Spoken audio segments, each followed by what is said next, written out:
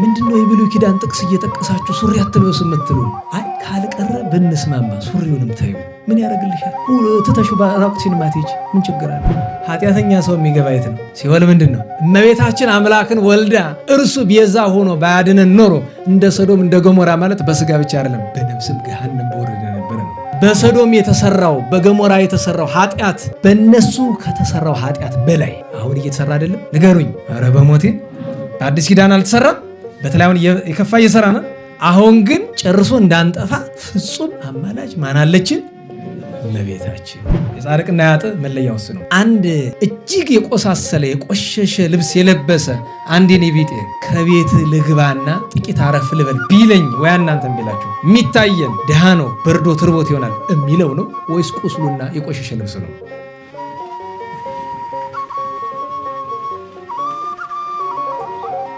በስመ አብ ወወልድ ወመንፈስ ቅዱስ አሐዱ አምላክ።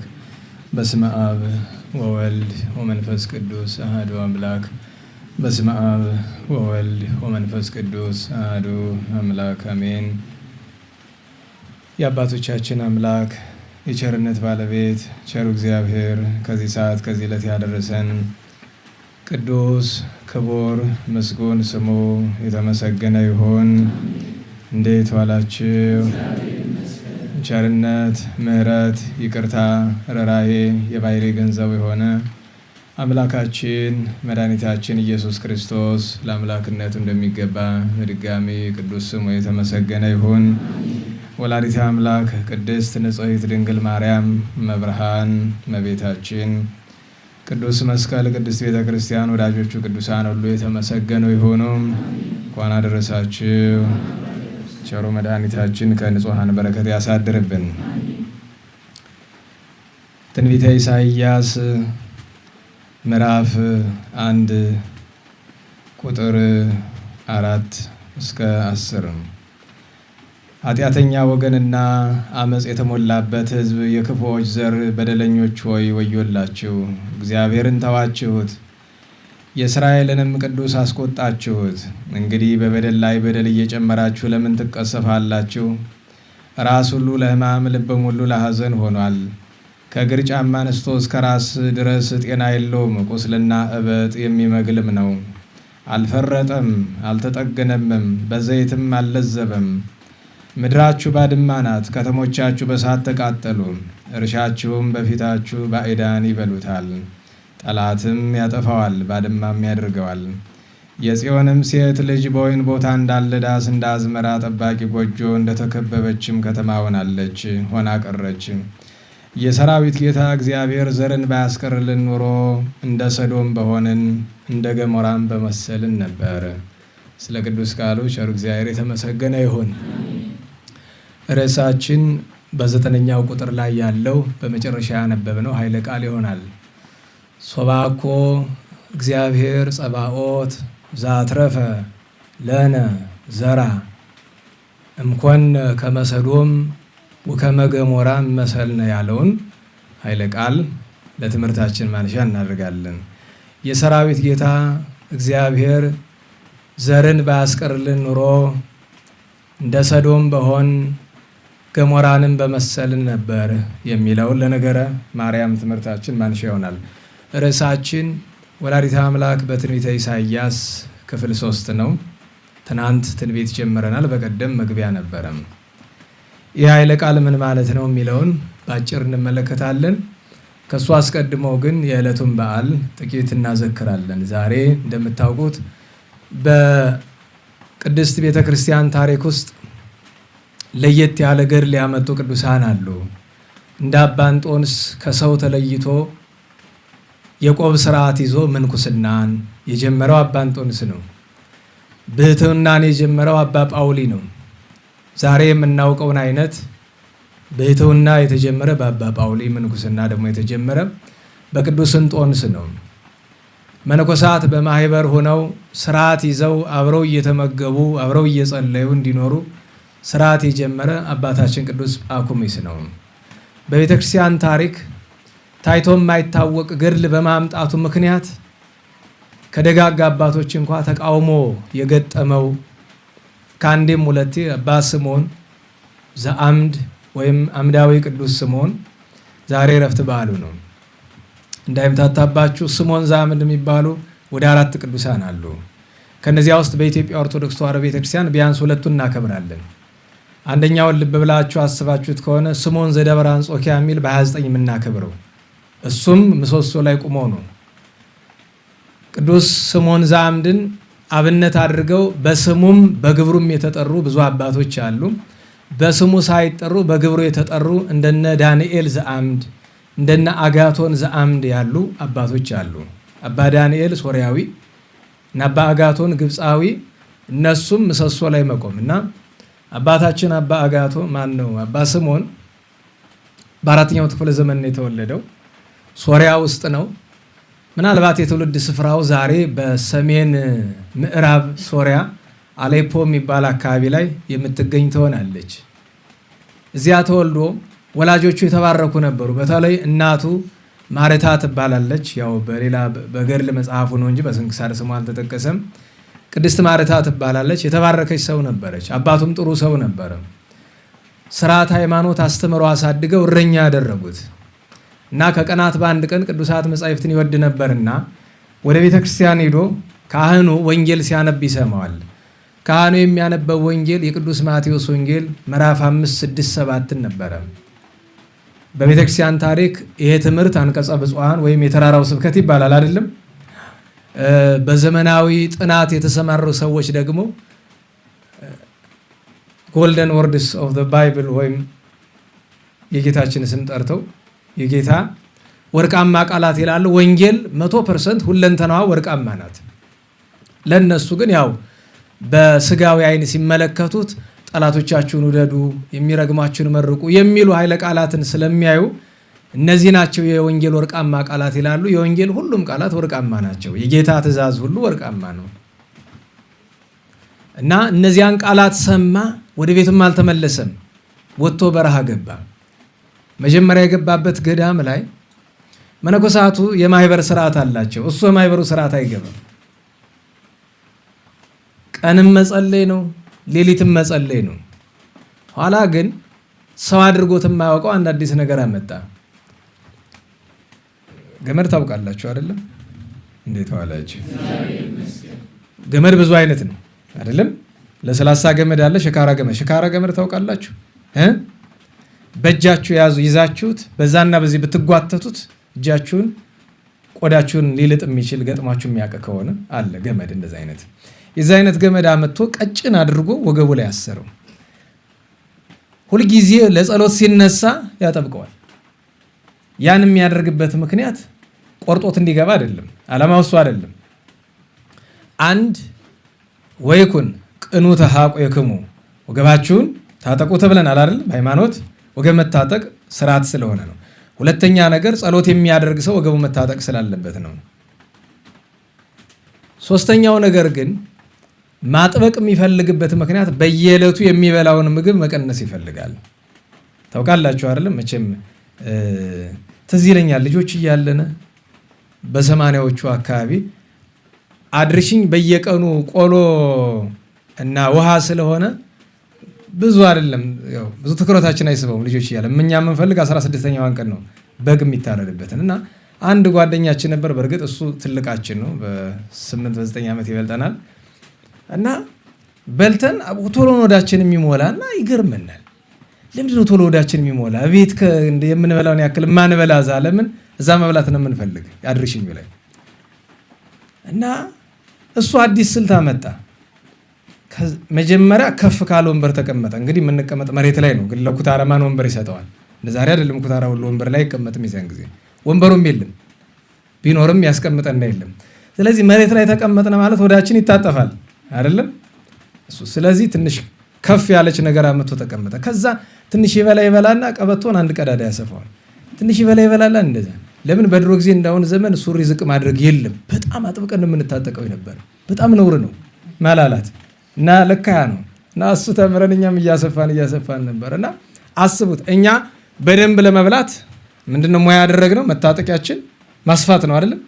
እሱ ደግሞ ከምግብ ለመከልከል ምንድነው የሚያደርገው? በየቀኑ ያጠብቀዋል። ያ ግን ከመጠኑ አለፈና ቆዳውን አልፎ ስጋውን ቆርጦት ወደ ወገቡ ገባ። በዚያ ምክንያት ቆስሎ ደምና መግል እየፈሰሰ በተለይ ጠረኑ ቀየረ። አንዳንድ ጊዜ ታውቃላችሁ ለአፍንጫ መጥፎ ነው ማለት አንድ ጠረን ለእግዚአብሔር ያስቀይማል ማለት ላይሆን ይችላል። አሁን የምናውቃቸው አባ ተክለ ማርያም ሌሎቹ እነዚህ ባይታውያኑ በስጋዊ ደረጃ የሚቀርባቸው ስጋዊ አፍንጫ ላለው ሰው አያስቀርብም። ለምን ቢባል ተጸዳድተው እዛው ላይ የሚንከባለልበት ሰው እንዲቀርበው ስለማይፈልግ ሰው ለማራቅ አንዱ መንገዱ እሱ ነው እና ሰው መልካም ጠረን አለው ማለት ለእግዚአብሔር ቅርብ ነው ማለት አይደለም። ምናልባትም ሩቅ ነው ሊሆን የሚችለው። ምክንያቱም ሰዎች ሽቶ የሚቀቡት ለእግዚአብሔር ነው ለሰው ለማማር ነው? ነገሩኝ እንጂ ለሰው ማማር በሰው ዘንድ መወደድ የፈለገ በእግዚአብሔር ዘንድ እንደምን መወደድ ይችላል? አይችልም። ሽቶ የሚቀባ ሰው ብዙ ጊዜ ለእግዚአብሔር ሩቅ ነው። ለምንድን ነው ሽቶን የሚቀባው? ሁለት መንገድ አለው። በቅንነት ማየት እንችላለን። ሽቶን ለሰዎች አፍንጫ ለመጠንቀቅ ሰዎች መልካም ይሽተታቸው ብሎ፣ ግን 99% እንደሱ አይደለም። ስለ ራሳችን ነው የምንቀባው፣ ስለ ሰው አይደለም። እና መነኮሳቱ አንደኛ ደምና መግል አብሯቸው ቁሙ ይፈሳል። ሁለተኛ ነገር ጠረኑ አላስቀምጣቸው ሄደው አበምኔቱን ከሰሱት። ወይ እሱን አስወጣው እኛ እንወጣልሃልን አሉት። እንግዲህ መነኮሳት ከተበተኑ ገዳም ይፈታል። ገዳም ከሚፈታ ብሎ ቁስሉን አድኖ ከገዳሙ ጣለው። ሄዶ ከአራዊት ጋር እየኖረ ጌታችን በሌሊት ተገልጦ ስምዖን ወዳጄን ባትመልሰው እቀጣለሁ በፍርድ ቀን አለው። እንደገና ፈልገው አመተውታል። በዚህ ለየት ያለ ገድል ምክንያቱም ታውቃላችሁ አይደለም በዓለም አቀፍ ደረጃ እጅግ ስጋን በማስጨነቅ የሚታወቁ የሁለት ሀገራት ቅዱሳን ናቸው ይባላል። የሶሪያና የኢትዮጵያ። የትም ዓለም ላይ የለም። ኢትዮጵያውያንና እና አባቶች ምን ይላሉ? የኢትዮጵያውያን ገድል የተቀዳ ከሶሪያውያን አባቶች ነው ይላሉ ብዙ ጊዜ። ምክንያቱም የሶሪያ ቅዱሳን እና አባ ስምዖን ዘአምድ ሌሎቹም እጅግ በጣም ለሰው ጭንቅላት የሚከብድ ለምንድን ነው እንደዚህ የሚያደርጉ ብሎ በስጋዊ ጭንቅላት ሊጠይቅ የሚችል። ለምሳሌ የአባታችን የአባ ሳሙኤል ዘዋልድባን ገድል ስትመለከቱ ጸሎት ሲጸልይ እግሩን ያስራል አይደል? ግጥም አድርጎ እግሩን ያስራል። ከዚያ ራሱ ላይ የሚያደርገው ቆብ የምን ቆብ ነበረ? የድንጋይ ቆብ። አስቡት፣ የድንጋይ ቆብ። ከዛ ጎመኑን ያመጣና በውሃ ይነክረዋል፣ ይፈተፍተዋል፣ ያስቀምጠዋል፣ ይሻግታል፣ ያየዋል፣ ገና ነው ይለዋል፣ በጣም ያሰነብተዋል፣ ከልክ በላይ ይሻግታል። እንኳን ለመብላት ከርቀት ለማየት በጣም እስከሚከብድ ድረስ ያንን ነው የሚመገብ የነበረ። ይሄ እንኳን ይቅርና በዓለም ለሚኖር ሰው ለአንዳንድ መናኝ ገዳማን ሁሉ ግራ ይገባቸው ነበር። ለምንድን ነው ፈቃደ ስጋን ለፈቃደ ነፍስ ለማስገዛት የኢትዮጵያና የሶሪያ ቅዱሳን በጣም ርቀት ይሄዳሉ። ሁለተኛው ቅዱስ ስምዖን ዘአምድ ያመጣው ነገር ምንድን ነው? የእግዚአብሔር መልአክ ጠራውና ሂድና ከተማም ሳትገባ በረሃም ሳትሆን በከተማና በበረሃ መካከል ሆነህ ህዝቡን አስተምራለሁ። በዚህ መነኮሳትን አስተምር ስርዓት፣ በዚህ ህዝቡን አስተምራለሁ። እሺ ብሎ ሄደና ሲሄድ ምን ይመለከታል? መጀመሪያ የተወሰነ ምሰሶ አየ፣ አጠር ያለ። እዚያ ላይ ቆሞ ጸለየ። እልፍ ሲል ወደ 15 ሜትር የሚረዝም ምሰሶ አየ። ከምሰሶ ላይ ወጥቶ ቆመ። እንደዚህ አይነት ገድል ከአባ ስምዖን በፊት አይታወቅም። የሚገርመው እሱ እንደዛ ቆሞ በጣም ዝናው ሲሰማ በወቅቱ ንጉሠ ነገሥት የነበረው ቅዱስ ቴዎዶሲዮስ ነበርና እስከ ቤተ መንግስት ድረስ ደረሰ። ጸልይልን እያለ ይልከው ነበረ። በኋላ በበረሃ ያሉ ቅዱሳን አባቶች ሰሙና ደቀ መዛሙርቶቻቸውን ሰብስበው ሂዱና እዩት፣ ከእግዚአብሔር እንደሆነና እንዳልሆነ ይሄ ሰው መርምሩልን ብሎ አላኳቸው። ነገር ግን መፈተኛ አንድ እንስጣችሁ፣ እንደደረሳችሁ ሰላምታ ስጡትና ስምዖን ሆይ ከዚህ ምሰሶ አሁኑን ውረድ በሉት። እምቢ ካለ የእግዚአብሔር ሰው አይደለም፣ እሺ ካለ ግን የእግዚአብሔር ሰው ነው ብለው ላኳቸው። ሄደው ስምዖን እንዴት አደርክ አሉት። እግዚአብሔር ይመስገን አባቶች ልከውናል፣ ከዚህ ምሰሶ ውረድ ብለዋል አሉት።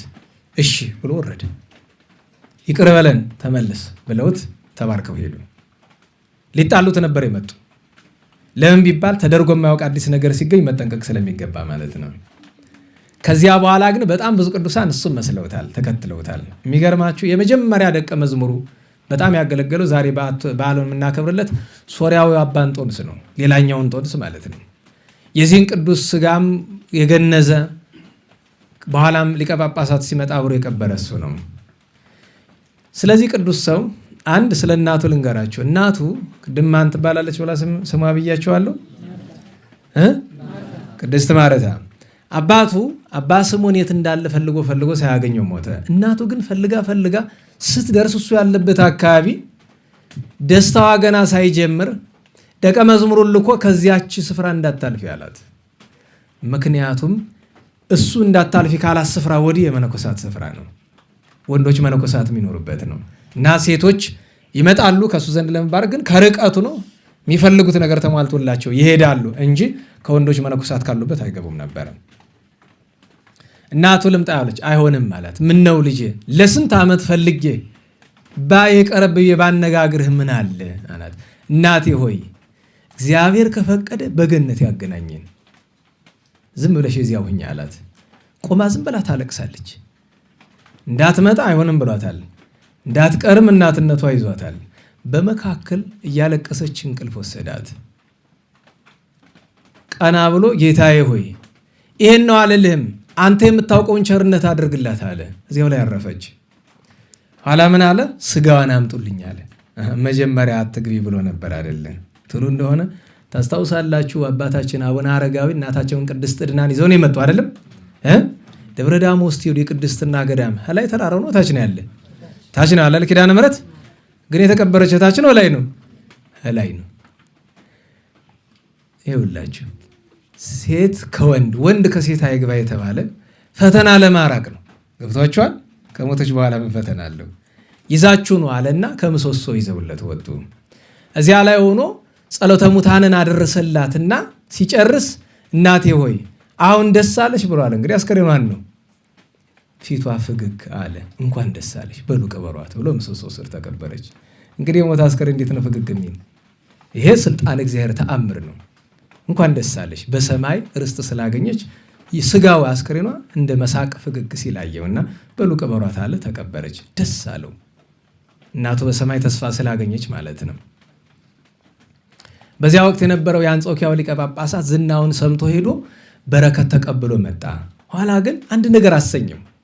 ለናውላችሁ አባ ስምዖን ጋር አብሬ መቀደስ ፈልጋለሁ አለ። ግን ችግሩ ቤተ መቅደሱ ያለ ከተማ እንዴት ያድርግ? ንዋያተ ቅድሳትን በሙሉ ሰብስቦ ሂዶ ሰዎችን ፈንጠር በሉልኝ ብሎ አብሮት ቀድሷል። እዚያው ቀድሶ አቁርቦት ለራሱም ቀርቦ ጳጳሱ ተመለሰ እና አንድ ጊዜ በጣም ታመመና ለሞት ደረሰ። ለያ የህመሙ ምክንያት ደግሞ ሰይጣን መጥቶት እግሩ ቆስሎ ከእግሩ መግል ብቻ ሰው እንደወትረው ትልም ይወድቅ ነበረ። ለሞት ደረሰ። ጻድቁ ንጉሥ ቴዎዶሲዮስ ይህንን ሲሰማ 7 የታወቁ ጻድቃን ጳጳሳትን መርጦ አማሉን እባካችሁ ይሄ ሰው እንዳይሞትብን መጥቶ ከተማ አንድ ጊዜ ብቻ አሳክሚው ይመለስ ብሎ ቢያረጉት ይሰርቱም ቢያላቸው መጨረሻ ላይ አባት ሆይ ለምንም ቢያልክን ሲሉት ሐኪሜ ጌታ ኢየሱስ ክርስቶስ ነው፣ እናንተ አይደላችሁም ወይ ሐኪማችሁ አይደለም፣ ሌላ ቀኑ እድናለሁ አላቸው። በሌላ ቀን የሚመጡ ድኖ አግኝተውታል። ወይ ቅዱሳን ሐኪማቸው ማን ነው? ጌታችን መድኃኒታችን ኢየሱስ ክርስቶስ ነው።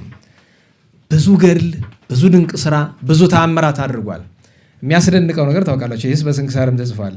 አንድ ሽፍታ ዝናውን ሰምቶ እስኪ ልየው ብሎ መጣና ትክ ብሎ አየው። ከማየት የተነሳ ሽፍታው አለቀሰ። ምን ልውን አለው? ንስሐ ግባ አለው። ንስሐ ገባ። ጥቂት ቀን እዛው ንስሐውን ጨርሶ እዚያ አርፎ እዛው ምሰሶ አካባቢ ተቀብሯል። ከጻድቃን ተቆጥሯል። እንዲህ ብሎ ኑሮ በአጠቃላይ ምሰሶ ላይ ቆሞ የኖረ ለ47 ዓመት ነው። አጠቃላይ የገድል ዘመኑ 80 ነው። እድሜው ወደ 100 አካባቢ ይጠጋል።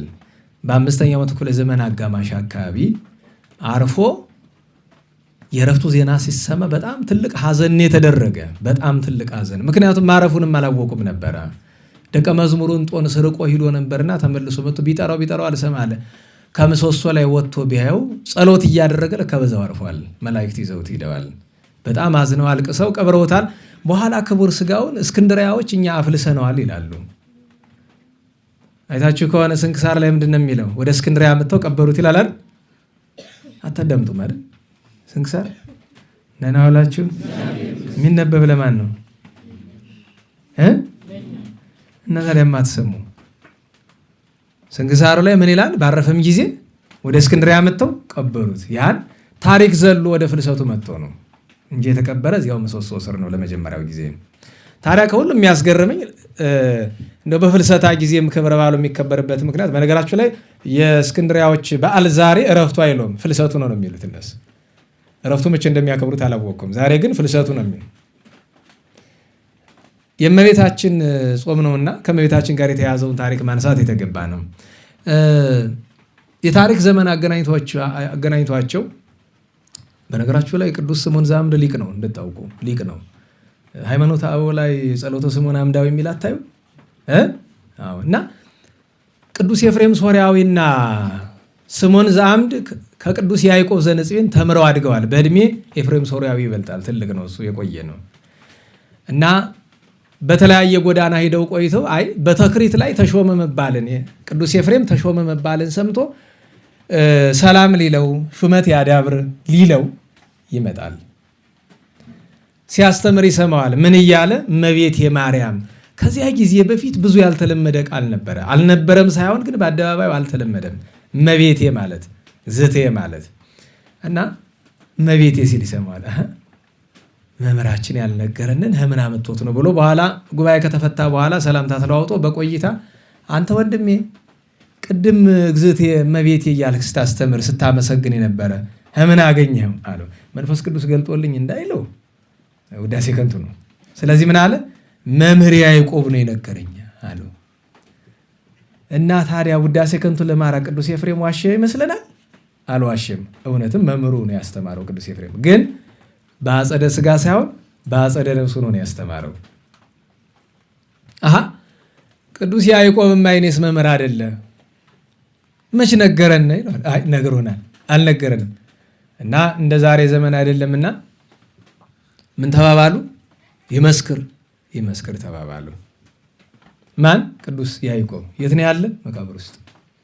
ሂደን ጠይቀው መቃብሩ። ወይስ እምነታቸው ታላቅ ነው። ሁለቱም ቅዱሳን ናቸው። ሄደው መምህራችን ምን ብላ አስተማርክ ብለው አሉት። 10 ጣቶቹ እንደ ፋና እያበሩ አፈፍ ብሎ ተነስቶ በሕይወትየ እምለኪ ሰላም ለኪ ኦ ቅድስት ድንግል ከመ ስምዖን ዘአምድ ወድኅረ ሞትየሰ ኩሎሙ አይጽምትየ ይብሉኪ ሰላም ለኪ ኦ እግዝእትየ ቅድስት ድንግል ከመ ኤፍሬም ሶርያዊ ብሎ በአጸደ ሥጋ እያለው እንደገለጥሽልኝ መጠን ሰላም ለኪ ኦ ቅድስት ድንግል እያልኩ አመሰግንሽ ነበረ። ከሞትኩ በኋላ ግን ሌላ ምስጢር ገልጸሽልኝ እንኳን እኔ አይጽምቶቼ ሁሉ በመቃብሩ ነው እመቤቴ ቅድስት ድንግል እያሉ አመሰግንሻል ብሎ ተመልሶ አርፏል። ቅዱስ ስምዖን ዘአምድ ለቅዱስ ኤፍሬም ሰግዶ እጅ ነስቶ ክብሩን ተረድቶ ተመልሷል። ቅዱሳን ሁሉ ለእመቤታችን ፍቅር ያላቸው ናቸውና በረከታቸው ይደርብን። ወደ ትምህርታችን እንመጣለን። እንግዲህ ወላዲተ አምላክ እንጨምር። ቅድስት ሶፊያን ድምፅ የሰማው መስሎኝ ነው።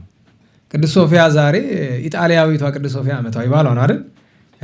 የእሷ ልጆቿም 3ቱ ደናግል ዓመታዊ በዓላቸው ነው። እንቀጥል። ድምፅ ስሰማ ጊዜ የረሳኸው ነገር አለ እንደማለት እንደሆነ ብዬ ነው። በእርግጥ ስሟን እንድጠራ አድርጎኛል። የማን ድምፅ እንደሆነ አላወቅኩም የሰማሁት። ለሁሉም እንደዛ ስትሉ ደግሞ የሌላ ነገር እንዳይመስላችሁ። እዚህ አካባቢ አይደል? ሰምታችኋል? አልሰማንም እንዳትሉ። ይህ ሰውዬ ሌላ ድምፅ ሰማ እንዳታሰኙ። ለምን መሰላችሁ? ሰው የተለየ ድምፅ የሚሰማ ወይ ሲበቃ ወይ ሲያብድ ነው። እና ብቃቱ ስለሌለ አበደ ነው የምንባል። እና ታውቁት የለ አፄ ፋሲልን ታሪክ ያን የጌሾ ነጋዴውን ሰራዊት ሁሉ ሲሰግድላቸው ንጉሥን አያቸው አሉት። የለም ይህ ሁሉ ጦር ሰራዊት የሰገደ ለማን ነው? ሳየው ወይ ረሳው ወይ ለእኔ ነው ብሎ አለ ይባላል አይደል? ለምን ያልሰገዱ ሁለቱ ናቸዋ። እና መቼም እውነቴን ነው እንኳን ድምፅ ሰው ያልተናገረውን ድምፅ መስማት አልኳችሁ። ህልም ማየት እኮ አንዳንድ ጊዜ ከባድ ነው። እውነቴን ነው። በህልም ምክንያት የሚያብድ ሰው አለ እኮ። እውነቴን ነው። ለሁሉም መጠንቀቅ ጥሩ ነው። ለሁሉም ወላዲተ አምላክ በትንቢተ ኢሳይያስ ትምህርተ ክፍል 3 ነው። ሶባኮ እግዚአብሔር ጸባዖት ዘአትረፈ ለነ ዘራ ይላል። የሰራዊት ጌታ እግዚአብሔር ዘርን ባያስቀርልን ኖሮ። መጀመሪያ ለምንድን ነው እግዚአብሔርን የሰራዊት ጌታ የሚለው? እናዋላችሁ ግዕዙ የሚለው እግዚአብሔር ብሎ ምንድን ነው የሚለው? ጸባዖት ነው አይደለም? የሰራዊት ጌታ መባሉ ያስኬዳል። ጸባዖት ያለው ለምንድን ነው? በጥሬ ዘር አይደለም። ጸባዖት በጥሬ ዘር ምንድን ነው ሲተረጎም? ጸብ ምንድን ነው? ጦርነት ነው አይደል? ጸባዖት ምንድን ነው? ድል ነሺ ነው አይደል? አሸናፊ ነው። የስድሳዎቹ ትውልድ ታውቆ የለ ግራና ቀኙ የመጣ መለያቸው ምንድን ነው? በል ይለዋል። አሸናፊ ካለ በለው የኛ አይደለም ይባላል። አሸናፊ ካለ አየኛ ነው ይባላል። እና ዋላችሁ ትክክለኛው ቃል ቸ ነው ሸ ነው?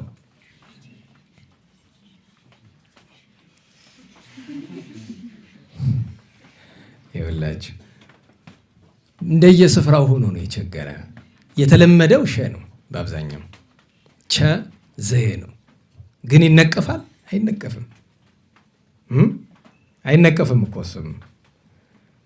እና ጸባዖት ያለውን ድል ነሺ አሸናፊ እግዚአብሔር ይልና የሰራዊት ጌታ ለምን አለው ቢሉ አንድ የጦር መሪ ድል ሲነሳ ራሱ ሳይሆን ብዙ ጊዜ ማንን ነው የሚልክ? ሰራዊት ነው አይደል? እንዴት ባላችሁ? ሰራዊተ ሚካኤልና ሰራዊተ ዲያብሎስ ተጋጥሞ ነበር አይደለም? ንገሩኝ። ቅዱስ ሚካኤልና ሰራዊቱ የማን ሰራዊት ናቸው? እግዚአብሔር ናቸው አይደለም? ልብ በሉ። እግዚአብሔር ከማንም ጋር መጣላት መዋጋት አያስፈልገውም። ለምን? ሁሉ ኦዝ ውስጥ ዲዮ ሁሉ መሃል እጁን ያለ እግዚአብሔር ጋር ማን ይጣላል? ማንም አይጣላም። ጠብ ሲያስፈልግ ራሱ ዲያብሎስ ምንድነው ያለ? እነዚህ ሚካኤል ገብርኤል ቢሏችሁ በእኔ ዘንድ እኮ ቁም ነገር የላቸውም፣ አንድ ጊዜ እጄ ነው ማጠፋቸው ብሎ አወራ አይደል? እንደ ድሮ መስሎት እኮ ነው። አንዳንዱ ሰው እንደ ድሮ ይመስለዋል አለ አይደለ? ድሮ በጣም የሆነ ሆናችሁ የሚያውቃችሁ ሰው እንደ ድሮ መስላችሁት ባለስልጣን ሆናችሁ ወንበር ገብታችሁ ቢሮ ገብቷል አለ ስርዓት። በነገራችሁ ላይ እውነቴን ነው። ስርዓት ማውቅ ዝም ብሎ የቆሎ ጓደኛችሁ የነበረው ሰው የሆነ ባለስልጣን ሆኖ ብታገኙት ፕሮቶኮል ጠብቆ ነው መግባት። ስጋዊ ነገር ቢሆንም እንኳን የድሮ ጓደኛዬ ነው ብለህ ዝም ብለህ መዝረፍ የለም። እሱ ራሱ እንደ ድሮ ጓደኛ ይይህ እንጂ አንተ እሱን ማየት ያለብህ እንደማን ነው? አሁን እንዳለበት ስታተስ ነው ማየት ግዴታ ነው። በመንፈሳዊም እንደዚያ ነው። ለምሳሌ አሁን አንዱ ጳጳስ አሁን አዲስ አበባ ሀገረ ስብከት ያለው ሰሞኑን ታገደ የተባለው ሰውዬ ታውቀዋለህ? እዚህ ባታ እያለ ሰውዬው በቃ አሁን እዚህ እያለ ስለምታውቀው እዛ ሄደመችም አባገሌ ምናምን ማናገር የለም አይደል? አሁን ባለው ስታተስ ነው፣ አሁን ባለው ደረጃ ነው ማናገር የሚገባ። ጥሩ ሰው ሆነ መጥፎ ሰው ሆነ ሌላ ጉዳይ ሆኖ ማለት ነው። እሱንም ማወቅ ይገባል። ለሁሉም የሰራዊት ጌታ ማለቱ ድል ነሽነቱን በእጅ አዙር መንገሩ ነው። አንድም ሰራዊተ መላእክት የእሱ ገንዘቦቹ መሆናቸውን፣ አንድም በምድር ያለ ፍጥረት ሁሉ ሰራዊት ነው፣ አንድም ካለ ፍጥረት ሰራዊት ነው፣ አንድም እጽዋት አብህርት ቃላት ሰራዊት ናቸው። እግዚአብሔር ባህርን ከፈለገ እንደ ወታደር ያዛታል አይደል? ባህር አመቱ አላለም? ቅዱስ ኤጲፋኒዎስ ባህር ምኑ ናት አለ? አገልጋዩ ናት። ቁርባ ሰዓትያ ገባሪያነ ስምረቱ አለ። ፈቃዱን የሚፈጽሙ ናቸው። ደመናን ውጣ ቢለው ይወጣል፣ ውረድ ቢለው ይወርዳል። ባህርን ያንን መርከብ ገልብጭው ቢላት ያንዱን ከሃዲ ገልብጣ ትጥለዋለች። ደንጊያውን ተነስተ ፍጨው ቢለው ይፈጨዋል። ስለዚህ ፍጥረት ሁሉ የማን ሰራዊት ነው? የእግዚአብሔር ሰራዊት ነው። እንኳን ሌላ ሰይጣንም ራሱ ታዘዝ ከተባለ ይታዘዛል፣ ሂድ ከተባለ ይሄዳል፣ እገሌን ያዝ ከተባለ መያዙ አይቀርም። በቸርነቱ በምሕረቱ የሚኖር አምላክ እርሱ ግን ጸባዖት አሸናፊ የሰራዊት ጌታ ነው። ከዚያ ዘአትረፈ ለነ ዘር አለ። ዘርን ባያስቀርልን ኖሮ ዘር ምንድን ነው? ዘር ታውቃለች እንግዲህ ዘር በብዙ ያስተረጉማል። በነገራችሁ ላይ ጥቅልል ብሎ እንዲያው በሁለት እንክፈለው። የሰው ዘር አለ፣ የእንስሳት የእጽዋት የመሳሰለው ዘር አለ። የእንስሳት ከሰው ጋር ሊመሳሰል ይችላል። ለምሳሌ ሁላችን ምንድነን? ዘር ነን አይደል? ዘር ነን። የእናት አባቶቻችን ዘር ነን። አንድ ጊዜ እግዚአብሔር አዳምን ፈጠረ። ከዚያ በኋላ ከአዳም ጀምሮ እስካሁን ድረስ አለን። ብዙ ጊዜ አባቶቻችን እንዲመንን የማይፈልጉትን ሰው ሊመንን ሲል ምን ይሉታል? አይ አንተ ካብራክህ ይህን ያህል ዘር አለ፣ ይህን ያህል ፍሬ አለ፣ አትመንኩስ ይሉታል። እንግዲህ እኛ ዘር እያለን የምናወራው ገበሬ ማሳውን አርሶ አለስልሶ ምርት ካገኘ በኋላ ሁሉንም ሽክ አድርጎ ይበላዋል። ከገበሬ ቤት ስትሄዱ ብዙ ጊዜ ምን ታገኛላችሁ? የተንጠለጠለ ዘር አለ አይደል? የፈለገ ቢረበው ዘር ያጠፋል ገበሬ? አዎ እንደዚያ ነው። ምሳሌነቱ እንዲገባን ብዬ ነው። ዘር ማስቀረት ሲባል ታዲያ ቅዱስ ኢሳይያስ እግዚአብሔር ዘር ባያስቀርልን ኖሮ እንደ ሰዶም እንደ ገሞራ እንሆን ነበር ብሏል። ሰዶምና ገሞራ ምንድናቸው ታውቋቸዋላችሁ አይደል? ሰዶምና የገሞራ ሰዎች ዛሬ በዓለም የሚሰራውን ነገር እኔ አንዳንድ ጊዜ በነገራችሁ ላይ የሆነ አንዳንድ እውቀት ነክ የሆነ ነገር ቪዲዮ አሁን እንዲሁ ስራ ስንፈታ ጠቅላላ እውቀት አንዳንድ ነገር አለ። ለምሳሌ ስለ ደቡብ አፍሪካ አንዳንድ ነገር እናንብብ ወይ ደግሞ የተቀረጸ ነገር እናዳምጥልን ስንከፍት ደቡብ አፍሪካ እንደዚህ ነዚህ ብያናችሁ የሆነ ቦታ ላይ ስንደርስ ከአፍሪካ የሚገርማችሁ ነገር እንዲሁ ደህና እንዲያው ጥሩ እውቀት እያዳመጥኩ እኔ በመካከሉ ላይ ስለ ደቡብ አፍሪካ ልታውቁት ከሚገባው ነገር መካከል አንዱ ይላል በአፍሪካ ታሪክ ለመጀመሪያ ጊዜ ግብረ ሰዶምን ሕጋዊ ያደረገች ደቡብ አፍሪካ ናት ይላል። ቅፍፍ ይላል። እዚያ ለዘግቼ ወጣሁ። ይቀፋል። አስቡት። አሁን እቺ ሀገር ነው የምትባል ምኗ ነው ሀገር?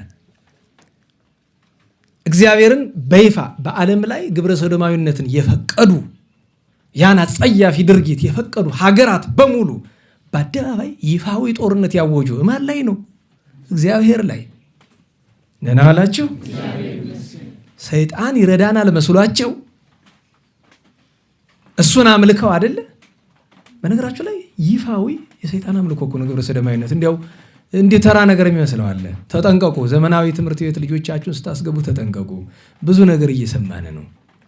ተጠንቀቁ። በተለይ መሀል ሀገር፣ ውጭ ሀገር ያሉትስ መቼስ አፍጦ መጥቶባቸው አይተውታል። መሀል ሀገር ላይ ጎንደርም ይፈራል። በነገራችሁ የትም ቢሆን የግል ትምህርት ቤት ላይ ያሉ ልጆቻችሁን ተቆጣጠሩ። መልካም ጥሩ ትምህርት ቤቶች እንዳሉ በዚያው ልክ ደግሞ ለልጆቻችሁ እንግሊዝኛ ቋንቋ እንዲናገሩ በማድረግ አይሸውዷችሁ። እንግሊዝኛ መናገር ቁም ነገር አይደለም። እንግሊዝኛ መናገር አልኳችሁ ማንኛውንም ቋንቋ ማወቅ ጥሩ ነው። እንግሊዝኛ ቋንቋ የሚረዳችሁ ለሁለት ነገር ነው። አንደኛ ፈረንጅ ጋር ለማውራት ነው። ሁለተኛ ነገር አብዛኛው የዓለም ስጋዊ በተለይ አጥፊ የሆነው እውቀት የተጻፈ በእንግሊዝኛ ነው። እውቀት ፍለጋ ነው አይደለም? እንደዛ ነው። እንግሊዝኛ ለማወቅ እኮ ያን ያህል እኮ ልጆቻችሁን ግል ትምህርት ቤት ማስገባት አይጠበቅባቸውም። ጥሩ እንግሊዝኛ ለማወቅ 3 ወር 6 ወር በቂ ነው እኮ። ከዛ በላይ አያስኬድም። አውቀው ካልተውት በቀር እንግሊዝኛ ማወቃቸውን ከቁም ነገር አትዩት። እኔ እውነቴን ነው። ስኬት አይደለም። የልጆቻችሁን ሰብዕና ከሚሰሩላችሁ ስፍራ አስገቡ። እውቀት ከሚሰጡት አይደለም፣ ሰውነቱን ሰብዕናውን ከሚሰሩት አስገቡት። እውቀቱን እራሱ ያገኘዋል። ነገራችሁ የለም። አሁን እኔና እናንተ ምንነጋገረውን ነገር የአስኳላ አስተማሪዎች ነገረውን ነው? ነገሩኝ። ከ1 እስከ 12 ተምረው ነው? ኮሌጅ ዩኒቨርሲቲ ነው? አይደለም። እኔ ታሪክ ላይ ብዙ ጊዜ የፈጀው ይመስለኛል ቁም ነገር ይዣለሁ ባልልም፣ ግን አሁን ከምተርከው ታሪክ ውስጥ አልካችሁ የጠብታ ያክል አስኳላ የተማርኩት ትዝ የሚለኝ ነገር የለም። እኔ በግልጽ ነው የምነግራችሁ። የሚያሳዝነው ነገር ኢትዮጵያ ውስጥ ልንገራችሁ፣ ኢትዮጵያን ሂስትሪ የኢትዮጵያ ታሪክ የሚሰጥ በምንድን ነው? በእንግሊዝኛ። በምን ተአምር ነው የኢትዮጵያ ታሪክ በእንግሊዝኛ የሚሰጥ? እኔ በነግራችሁ እንዲሁም አንድ ዶክተር አለ የታሪክ ትምህርት ፒኤችዲ ያለው እና ይሄ እኮ ግልጽ ነው ዓላማው ኢትዮጵያውያን ታሪካቸውን እንዲያውቁ ስለሚፈልግ ነው፣ እንዳያውቁ ስለሚፈልግ ነው። አስቡት፣ የፈለገ ያክል እንግሊዝኛ ብታውቁ አልኳችሁ የገዛ ታሪካችሁን እንዴት ነው በእንግሊዝኛ የምትማሩት? ምክንያቱም እኔ አስታውሳለሁ 11ኛ ክፍል ላይ ታሪክ አስተማሪ እየተናገረ በእንግሊዝኛ ነው። ከሚናገራቸው ቃላት ውስጥ ደግሞ ታውቃላችሁ ሂስትሪ ውስጥ በጣም ግራ የሚያጋቡ ቃላት አሉ። አንድ ቃል ሲናገር ያን ቃል ሳንሰላስል ትቶኝ ሄዷል። እሱ እዛ በኋላ ያለውን ታሪክ አልሰማሁትም። በእንግሊዝኛ ታሪክ መሆን ካለበት ከማዳመጥ ይልቅ ማንበብ ይሻላል። ለምን? እዛው ላይ እያሰላሰልኩ አነባዋለሁ። አንድ ሁለተኛ ነገር የተቀረጸ ነገር ከሆነ ፖዝ እያደረግኩ በአማርኛ ተናግሮንም ቸግሮናል እንኳን ደግሞ በእንግሊዝኛ። ደግሞ የሚገርማችሁ እኮ እንደዚህ የሚያደርጉት 95% የሚያስተምር ሰው እንግሊዝኛ እንደማይሰማ እያወቁት። አሁን እዚህ ያላችሁ እንግሊዝኛ ትሰማላችሁ? አብዛኞቻችሁ፣ ሁሉን አይደለም ትሰማላችሁ። የምትሰሙ እንኳን ብትኖሩ አሁን በእንግሊዝኛ አንድ ሰው መጥቶ እንዲያው ፍሉዌንት የሆነ ሰው በእንግሊዝኛ ቢተርክ መያዝ አይቻልም። ደህና ዋላችሁ።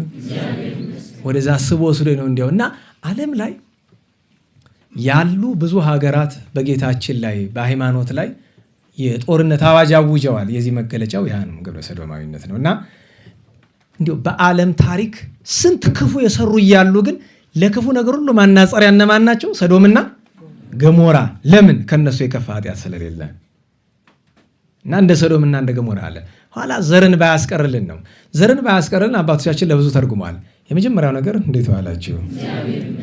አዳም አባታችንና ሔዋን እናታችን አዳምና ሔዋን ጠፍቷቸው መንገዱ ለሰው ልጅ መከራ ትተውለት ሄዱ አላደል ባለመገድ የቀድሞ የጥንት ነው ነገራችሁ ላይ ድሮ የተባለ ነው። ይዘዋል አልያዝከውም። አዳምና ሔዋን ጠፍቷቸው መንገዱ ለሰው ልጅ መከራ ትተውለት ሄዱ። አዳም አባታችንና እናታችን ሔዋን ዕፀ በለስ በልተው የሰው ልጅ በሙሉ መርገም ላይ ወደቀ። የዛ መርገም መገለጫ መጀመሪያ ማን የሚባል ወለዱ? ቃየን የሚባል ነፍሰ ገዳይ። አቤልም ነበረ፣ ግን አቤል ተገደለ። አሁን በቃየን ዘር ቢቆጠር ችግር ነው። ነናዋላችሁ በቃየን ዘር ቢቆጠር በጣም ችግር ነው። አቤል ደግሞ ተገደለ። ስለዚህ እግዚአብሔር ዘአትረፈ ለነ ዘራ እግዚአብሔር አዳም ከ60 በላይ ልጆች ወልዷል አይደለም? ከነዚያ መካከል ግን ለእግዚአብሔር የተገባው ነው በደብረ ቅዱስ በንጽህና እንዲኖር የተመረጠ የአቤል ምትክ ሆኖ የተወለደ ማን ነው? ለሴት እንጠቅሰዋለን ይህንን ሴት። ምክንያቱም ከሴት ዘር ኖህ፣ ከኖህ ሴም፣ ከሴም አብርሃም፣ ከአብርሃም ዳዊት፣ ከዳዊት እመቤታችን፣ ከእመቤታችን ክርስቶስ የሚገኙ ናቸውና ዘአትረፈ ለነ ዘራ አንድ ያዝ እመቤታችን እዚያ ስለምት። ሁለተኛ ዓለም ሁሉ በበደለ ጊዜ 7 ካት ባጠፉ ጊዜ ፍጥረቱን ሁሉ ሲደመስስ በማየ ስራዌ እግዚአብሔር ማንን አተረፈ?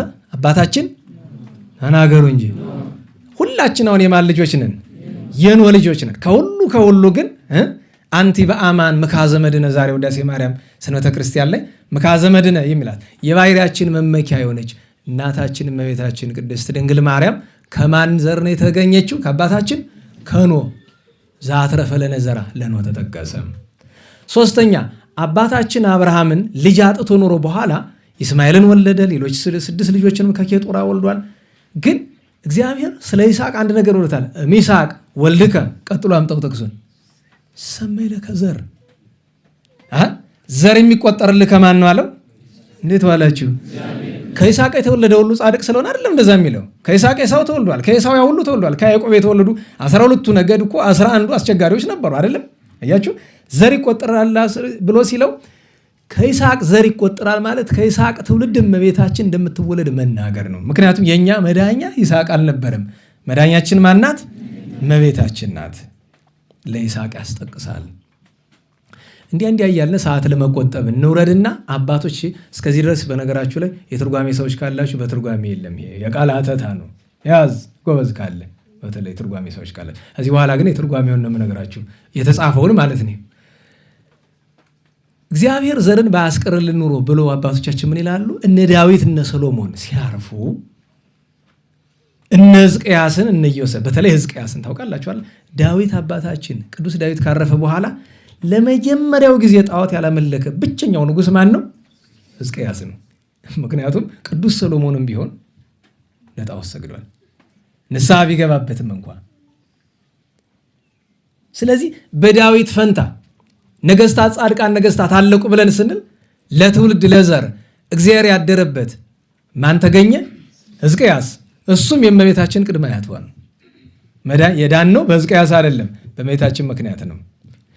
ከዛ ደግሞ ምን አሉ? አበይት ነቢያት እነ ኢሳይያስ እነ ኤርምያስ ትልልቆቹ ሲያልቁ ከዚያ በኋላ እንዴት ነው የምንሆነው? ዘርን ባያስቀርልን ማንን? ደቂቀ ነቢያትን። አበይት ነቢያት ማንን ወለዱልን? ደቂቀ ነቢያት። ደቂቀ ነቢያት ሲያልቁ ማንን ወለዱልን? መምህራን ካህናትን። ዘርን ባያስቀርልን ነው።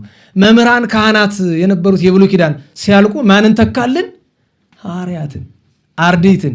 በሐዋርያት በአርድእት ማንን ተካልን? ሰማዕታትን። በሰማዕት ማንን ተካልን? ሊቃውንትን። እያደረገው እስካሁን ድረስ አለ። ዛሬም እኮ እንዲያ ለመጥቀስ በአጸደ ሥጋ ሳሉ ይከብዳል እንጂ ለዘር ያስቀርልን አንዳንድ ቅድስና ያላቸው አባቶች መምህራን አሉን አይደለም? በቃ አለ፣ ጨርሶ እንዳይጠፋ ሁሉ መናፍቅ እንዳይሆን። ዋናው ምስጢር ግን ሶባኮ እግዚአብሔር ጸባው ዘአትረፈ ለነ ዘራ። ይሄ ሁሉም እንቁም ነገር ነው በእመቤታችን ፊት ሲጠቀስ። በእሷ ምክንያት ስለ እመቤታችን ክብር ነው ሁሉ የጠቀስ ነው። ስለ አዳም ብንነጋገር ከአዳም ሴትን ለዘር ያተረፈ በቅድስና ያኖረ ስለ እመቤታችን ነው። ኖህን ያተረፈ እመቤታችን ከሱ ልትገኝ ነው። ከአብርሃም ይስሐቅን የመረጠ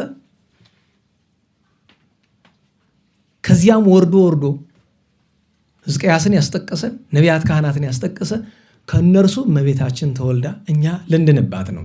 ዘርን ባያስቀርልን ሲል ግን ምን አይነት ዘር ነው? አንድ ምክንያት ልስጣችሁ፣ ጠቀስ ስላደርግላችሁ። የገበሬ ለምሳሌ ገበሬ ካመረተው ምርጡን ለምግብ ነው የሚያደርገው፣ ለዘር ነው የሚያደርገው? እስቲ አየኸው? ምርጡን በልቶ ጅልጅሉን እዚያ አያደርገውም። አየህ፣ ምርጥ ዘር አይደል? በዚህ ዘመን ምርጥ ዘር እየተባለ የሚመጣው እንኳ ክልስ ነው፣ ዝም ብሎ ምናምን እያዳቀለ ነው። አየህ፣ ለመሬት እንኳ ለእርሻ እንኳ ተመርጦ የሚቀመጥላት ምርጡ ዘር ነው። ጥሩ ዘር ተመርጦ ነው። እመቤታችን ድንግል ማርያም ምን አይነት ዘር ናት ከተባለ ንጽሕት። ለምን? ቅድም ስማቸውን የጠቀስናቸው አበው፣ ጻድቃን፣ ነገስታት፣ ነቢያት ሁሉ የሚያስማማቸው አንድ ነገር አለ። 1000 ጊዜ ጻድቃን ቢሆኑ ምን አለባቸው? በእነርሱ ላይ ፍዳ መርገም አለባቸው። ፍዳ መርገም አለባቸው። እመቤታችን ግን ንጽሕት ዘር ናት። ንጽሕት ዘር በትርጓሜ ትሰማላችሁ አይደል? አቀባ ጰራቅሊጦስ እምከርሰ እማ፣ መንፈስ ቅዱስ ከእናቷ ማኅፀን። እምከርሰ እማ ማለት ከቅድስት ሐና እንዳይመስላችሁ፣ ከቅድስት ሔዋን ነው። ከዚያ ጀምሮ ነው፣ ከሔዋን ባህሪ ጀምሮ ነው። ኋላ ግን ለፍጻሜው በቅድስት ሐና ያስተረጉማል። ወይ ረኩሰት በምንትኒ ዘፈጠራ ድንግል በሕሊና ወድንግል በሥጋ እየተባለች እሱ ብቻ አይደለም። ቅድስት ሆይ ለምኝልን ሳሊ ለነ ቅድስት ብለን ስንል ጽኔት ንጽሕት ክብርት ልዩ እንላለን አይደል? እንደዚህ አይነት ዘር፣ ጽኔት የሆነች ዘር፣ ተፈቶ የሌለባት ንጽሕት የሆነች ዘር፣ በሐልዮ በነቢብ በገቢር ምንም ያልተገኘባት ክብርት የሆነች ዘር። ክብሯ ምንድን ነው ቢሉ ንጽሕት ዘር ተገኝታ ከእርሷ የባሕርይ አምላክ በሥጋ የተወለደ ልዩ አለ ለየት ያለች በንጽህናዋም በድንግልናዋም ወላዲተ አምላክ በመሆኗ ለየት ያለች እና እግዚአብሔር ዘርን ምክንያቱም እግዚአብሔር አምላካችን ምን ይላል ቅዳሴ ማርያም ላይ ውስተ ጽማ ነጽሩ ከተባለ በኋላ ቀጥሎ ካህኑ ምንድን ነው የሚለው? በአማን ነጸረ እግዚአብሔር አብ እምሰማይ ምስራቀ ወምዕራበ ሰሜነ ወደቡበ ወውስተ ኩሉ አጽናፍ አስተንፈሰ ወአጼነወ ወኢረከበ ዘከማኪ ወሰምረ መዓዛ ዚአኪ አለና ወፈኑ አበኪ ወልዶ ዚያፈቅር። አያችሁ እግዚአብሔር ከሰማይ ሆኖ ዳርቻውን ሁሉ ተመለከተ። ምስራቁን፣ ምዕራቡ፣ ሰሜኑን፣ ደቡን አየ። መዓዛ ፈለገ። ካንቺ በቀር ለአንድያ ልጁ ለባሕርይ ልጁ ማደሪያ እናት ምትሆን አላገኘም። ያ ነው እግዚአብሔር ዘርን ባያስቀር ልኖር ማለት። ከአበው አብራክ ቆይታ እግዚአብሔር በወደደው ቀን ከሐና ከኢያቄም የተገኘች ንጽሕት ዘር እመቤታችን ናት። ታዲያ አበው ሲተረጉሙ አምላክን በመውለድ ብቻ አይደለም ምን አሉ? እግዚአብሔር ዘርን ባያስቀርልኖ እንደ ሰዶም በሆነ ነበር ብሏል። ለሁለት ተጠቀሱ። አንደኛ ሰዶምና ገሞራ በምንድን ነው የጠፉ? ተናገሩ እንጂ ኧረ በሞቴ ኃጢአተኛ ሰው የሚገባ የት ነው? ሲኦል ምንድን ነው? ተናገሩ እንጂ። አየው ንጽጽሩን አመጣልህ። አየው እመቤታችን አምላክን ወልዳ እርሱ ቤዛ ሆኖ ባያድነን ኖሮ እንደ ሰዶም እንደ ገሞራ ማለት በስጋ ብቻ አይደለም በነፍስም ገሃነም በወረደ ነበረ ነው አንድ። ሁለተኛ ኋላ በአዲስ ኪዳን ደግሞ ሰዶምና ገሞራ ሲጠፉ አማላጅ አጥተው ነው ይላል። አብርሃምን ያክል አማላጅ ነበር አይደል? አባታችን አብርሃም ምን አለ? ጌታ ሆይ ጻድቃንን ከኃጥአን ጋር ታጠፋለህ ይላል አይደለም? ኦሪት ዘፍጥረት ምዕራፍ 19 ላይ 50 ጻድቃን ቢገኙ አገሪቱን አትምርም አለ። እሺ ካለ ምርልሃለሁ አለው። አባታችን አብርሃም በአይነ ጸጋ ተመለከተ፣ የለም። እሺ 40 አለ። እሺ አለው ጌታ፣ የለም። እስከ 5 ወረደለት። እስከ 5 ጻድቅ ከተገኘ የለም። ኋላ ምን አለ? እንኪያስ ሎጥን አለው። አይ ሎጥማ ጻድቅ ነው አይጠፋም ብሎ ሎጥ ወጣ። ግን አስቡት፣ ደህና ዋላችሁ። በሰዶም የተሰራው በገሞራ የተሰራው ኃጢአት ወይም በ5 ከተሞች በነ ሲዳማ ስንል ከዚህ ጋር እንዳታያይዙት፣ ሲዳማ አይደለም አዳማ ነው መሆኑ መሌላ ጋር እንዳታገናኙት፣ ነሲባዮ ሌሎችም ከተሞች በነሱ ከተሰራው ኃጢአት በላይ አሁን እየተሰራ አይደለም? ንገሩኝ።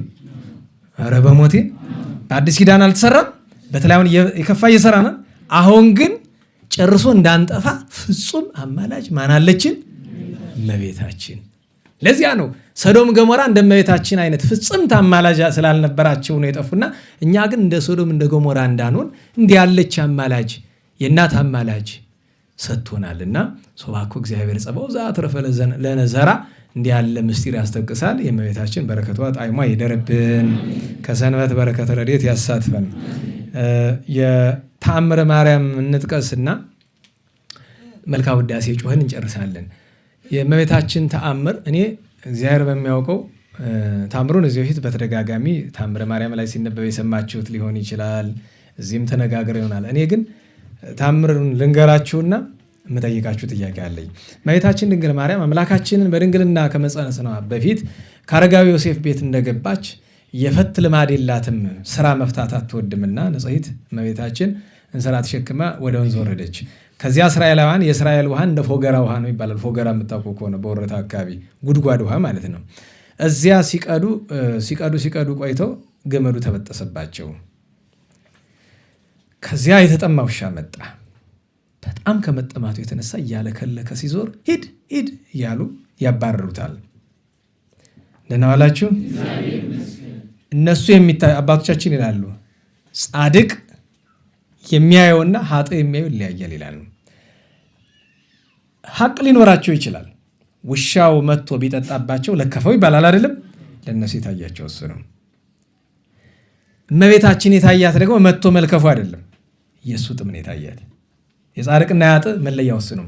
አንድ እጅግ የቆሳሰለ የቆሸሸ ልብስ የለበሰ አንድ የኔ ቢጤ ከቤት ልግባና ጥቂት አረፍ ልበል ቢለኝ ወይ እናንተም ቢላችሁ የሚታየን ድሃ ነው፣ በርዶ ትርቦት ይሆናል የሚለው ነው ወይስ ቁስሉና የቆሸሸ ልብስ ነው? ንገሩኝ። እንግዲህ ዝም ብላችኋል እናንተ ጻድቃን ስለሆናችሁ ያኛው ይሆናል። እኔ ግን የሚታየኝ እውነት ለመናገር እንደዚያ ነው። እዚህ ሰንበቴ እሑድ ሰንበቴ ሊቀምሱ ይመጣሉ። በጣም ነው መበሳጭ። ለምንድን ነው እዚህ የምትቀመጡ ነዳያንን ማለት ነው? ለምን? ያው ቅጠሉን የዛፎቹን እጽዋቱን እያበላሸብኝ ማለት ነው። አሁን ልብ በሉት፣ ቅንነት ቢኖር ከእጽዋቱ እና ከነሱ ማን ነው የሚበልጥ? ነገሩኝ እንጂ። እኔ አባት ሰማ ባሉበት እግዚአብሔር ይጠብቃቸው። በፊት አንድ ቀን መጽሐፍ ስንክሳር ለማስቀመጥ ቢያዩት ማስቀመጫው ቃልባቸው ሽማግሌ ናቸው፣ ወረወሩት ወደዛ ስፍራ። መወረወር አላር የሆነ ቃል ማስቀመጥ እንደዚህ እንደምታደርጉት ቱክ አልኩ። ስንጨቃጭቅ ቤተ መቅደስ ውስጥ ነው። አስቡት፣ ያ ሁሉ ጭቅጭቅ ከመንበረ ጸባዖቱ ፊት። እንግዲህ ስተቴን ነው የምነግራችሁ፣ ዛሬ አይደለም የምነግራችሁ፣ ለ10 ምናምን ዓመት በፊት ነው ብዬ ምርቻ ሳጣ። እሱ ግን መቼ ነው ግን ቅዱሳት መጻሕፍትን ማክበር የሚማሩ ብዬ አልኳቸው። እኔ በጣም ኃይለኛ ቃል መወርወሬ ነው። ትክ ብሎ አዩኝ። አንተ ግን መቼ ነው ባሪያ እግዚአብሔር የተፈጠረ ሰው ማክበር የምትጀምረው? ከዛች ቀን በኋላ ቀና ብዬ አይቻቸው አላውቅም። የፈለገ ቢሆን ለምን ተረታው በት በራሴ ጭንቀት ባመጣሁት ነገር ማለት ነው። እና ከእጽዋቱ በእርግጥ ያ ሲባል እጽዋትን መተው ያጥፉ ማለት አይደለም። ግን ወዲያው ሊታሰበኝ የሚገባ ባሪያ እግዚአብሔር የተፈጠሩ እነዚያ ነዳያን እንደራባቸው ርቧቸው ሊበሉ መምጣታቸው ነው። እጽዋቱ አይደለም መጀመሪያ ትዝ ሊሉኝ የሚገባኝ ነበር። ያ ነው የጻድቅና የኃጥእ መለያው። እና እመቤታችን ሲያሳድዱት እንዲህ አትራሩለትም ብላለቻቸው። እንዴ አንቺ እንደው አለባበሽም የሥራ ፈት ይመስላል አላት። ላቲ ስብሐት። ለምን? ጥሩን የለበሰች። ጥሩ ማለት ስርዓት ያለው ነገር ነው የለበሰች። እመቤታችን አጭር ቀሚስ ለብሳ አታውቅም። በዚህ ዘመን ሰዎች ተነስተዋል ታያላችሁ አይደለም? ምንድነው የብሉይ ኪዳን ጥቅስ እየጠቀሳችሁ ሱሪ አትልበሱ የምትሉን? አይ ካልቀረ ብንስማማ ሱሪውንም ተይው ምን ያደርግልሻል? ትተሹ ራቁትሽን ማትሄጂ ምን ችግር አለው? እንዳንቺ ማለት ነው። እንዳንቺ አመለካከት እውነቴን ነው ማለት እንደው አንዳንድ ጊዜ ነካ እኮ ጥሩ አይደለም። በነገራችሁ ላይ ሂዱ አሁን ሌባ ላመሉ ዳቦ ይልሳል አለ። ይዞትም አይደል ለምን ይልሰዋል? ዞሮ ሰርቋል ተብሏል እኮ አይደለም። ሕግ መጣስ ከሆነ የተፈለገው እንግዲህ ራቁትሽን በዛ በዓለም እንደሚያደርጉት መሄድ ነው እንጂ የብሉይ ኪዳን ጥቅስ ለመታደል አሁን ከቅዱሳት አንስት ሱሪ የለበሰች የምትባል እንኳን ከቅዱሳት አንስት በዓለም ታሪክ እስከ 1920ዎቹ ሱሪ የሚባል በሴት ልጅ ታሪክ ይታወቃል? አይታወቅም እኮ። በ19ኛዎቹ አካባቢ እኮ ነው ሱሪ መልበስ የተጀመረ እንድታውቁት። እንዲህ እና ቀሚሷ እመቤታችን ዘርፋፋ ነው። ለዛ ነው አንዳንድ እናቶች ሲመርቁ በዘርፋፋ ቀሚሷ ይላሉ አይደለም? አዎ ረድኤቷን መናገር ነው፣ ክብሯን ገናንነቷን ደግሞ በእስራኤል ልማድ ደናግል ነው አይደል እንደዛ የሚለብሱ ልብስ ማሳጠር እኔ ድንግልና የለኝም አመንዝራ ነኝ ከማለት ይቆጠራል። ቀሚስ ማሳጠር በጥንቱ ትውፊት።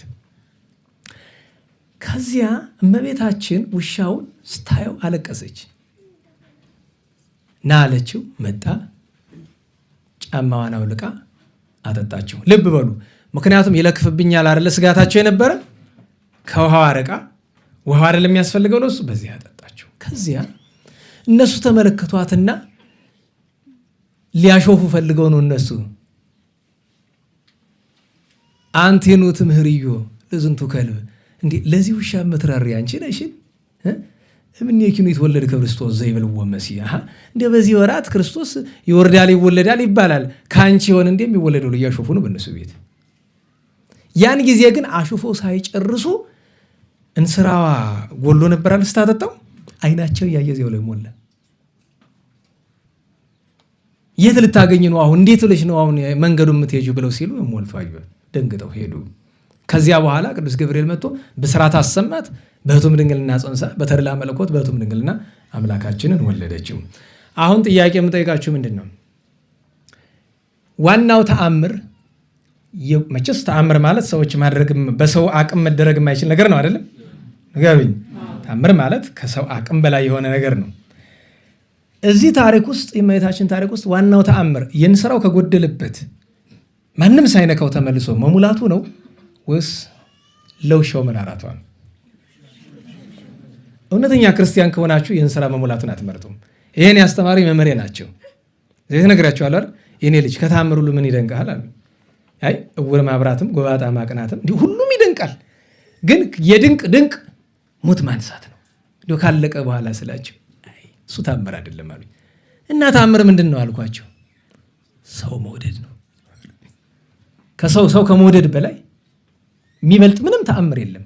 በነገራችሁ ላይ ምንም ተአምር የለም አሉኝ። ከዛ የማን ጥቅስ ጠቀሱልኝ? ቅዱስ ዮሐንስ አፈወርቅ ተአምር ማድረግ ከገሃነመ እሳት አያድንም። እየተደረገለት አይደለም ያለው፣ ጭራሽ እኮ ማንን ያለው? አድራጊው ከገሃነመ እሳት ለመዳን ተአምር ዋስትና አይሆንም። ለዛ ነው ከቅዱሳን ሁሉ የሚበልጥ ማድረግ እያላቸው አንዳንድ ቅዱሳን የተጻፈ ተአምር የላቸውም። እግዚአብሔር ክብራቸውን ሊገልጽ ሲፈልግ የሚያደርገው ነገር ነው። ተአምር ማለት አስፈላጊ ነው ወይ? ተአምር አዎ፣ የእግዚአብሔር ካህሊነት የሚገለጥበት ነው። እና ትልቁ ተአምር ከሰው አልፋ ለዚህ አይደለም ለውሻ የምትራራ እመቤት ለእኛም አንዴታ ለፍጥረት ሁሉ ለዚያ እኮ ነው አንቲ በአማን መካዘ መድነ፣ በእውነት አንቺ የሰውነታችን የባህሪያችን መመኪያ ነሽ ብሎ መጽሐፍ የሚያመሰግናት እና እግዚአብሔር መድኃኔዓለም ከተአምሯ በረከት ያሳድርብን። የመልክዓ ውዳሴን ነገር በአጭር እንመልከትና እንጨርሳለን። እንግዲህ መቼስ እግዚአብሔር መድኃኔዓለም ቸርነቱ ብዙ ነው።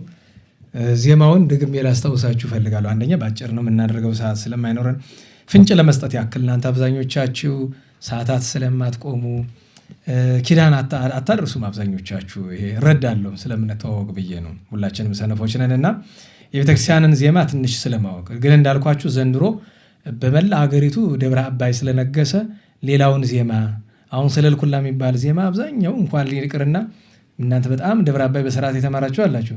ሰለልኩላ ገጥሞት ያውቃል? ሰለልኩላ ድቦ በወንበርም ባይሆን የሰለልኩላ ዜማ ለምንድን ነው የጠፋ ብትሉ ጎንደር እንድታውቁት ጎንደር የሚባል ዜማ አለ። ጥንታዊ ዜማ ነው። ምልክቱ ጠፍቶብን ያው ተንቋል። ዛሬ አይክብር እና እኛ አባቶቻችን ያስተማሩን ያክል ነው። ደብረ አባዩን ግን ስለማናውቀው ነው። ብናውቀው እሱም ብንጮህ ደስ ይለናል። አልተማርነውን ነገር ምን እናውቀዋለን? በየሞባይሉ አለ ግን አርቲፊሻል ይሆናል። እና ደግሞ የንታትትና የሚባሉ ደግ መምህር ነበሩ። የመጽሐፍ መምህር ናቸው። ደግሞ የታወቁ ቅዳሴ መምህር እና በዜማ ልዩነት አታምጡ፣ ሁሉም የቅዱስ ያሬድ ነው፣ አክብራችሁ ያዙ ይሉ ነበረ። አንድ ጊዜ ደብረ አባይ ከሳቸው ለመማር ጀምረን በጣም ሌላ ስራ ስለነበረብን ሰዓት ተሻማንና ይህን ያለ ምንድን ነው የምትጨነቃሉ? ለመማር ደብረ አባዩን ቢያንስ ሰዓታቱን ተምረ ምን ሊያደርግልህ አሉ። እግዚአብሔርን ላመሰግን። እግዚአብሔርን ለማመስገን ጥንት ያዝከው ይሄ ጎንደሬው ምን በደለህ? ምን አጎደለብህ አሉ። እውነት ወትን እኮ ነው ብዬ ሰነፍ ነው ለስንፍና ተመቸኝና በእውነቱ እንደዚያ ነው። እና አንዳንዱ ይህንን ምላችሁ ለእናንተ አይደለም፣ በዚህ ተቀርጾ የሚሰማ አንዳንዱ ምን ይላል? ምን ያመጣው ደግሞ ይህን ዜማ ሲሳደቡ አይቼ እኔን አይደለም ሌላ ሰው ሲሳደቡ ስላየሁኝ ዜማው ከምን እንደመጣ እንኳ ሳያውቁ ይኸው ዜማውን አበላሸው። በቃ ማለት አባቶቻችን የሚሉት ነገር አለ አይደለም? አንድ ሕፃን ከአባቱ ውጭ በዓለም ሌላ ወንድ ያለ አይመስለው ማለት ነው አላችሁ። ያቺን ደብረ አባይ አጥንቶ ሌላ ዜማ ያለ አይመስለው። በቃ በስ የመጨረሻዋ ዜማ ሰው ደብረ አባይ ዛሬ 120 ዓመት የመጣ ዜማ ነው። ግልጹን ልንገር፣ ዛሬ 120 ዓመት በፊት ደብረ አባይ የሚባል ዜማ አይታወቅም። ግልጹን ልንገር፣ በኢትዮጵያ በመላው የሚታወቅ ሰለልኩላ ነው እና ጎንደሬ ዜማ ነው እንድታውቀው። እና እንዲያው ያ ማለት ደብረ አባይን ስለማቅለል አይደለም። ታላቁ ሊቅ እነንታ ገብረ ኢየሱስ እነንታ የኋላሸት በመንፈሳዊ ደረጃ የተራቀቁበት መልካም ነገር ነው። ደብረ አባይ እንረዳለን፣ ለማቅለል አይደለም። ግን እንዲያው ሌላውን ዜማ እንዳልተፈጠረ አታድርገው ብዬ ነው። ግን ደብረ አባይም ጥሩ ነው፣ ሰለልኩላም ጥሩ ነው፣ ሌላውም ሁሉም ጥሩ ነው። ብቻ ያሬድ ይሁን። ሰምታችኋል። እንዴት ዋላችሁ? አክሊለ ምክና አንቲ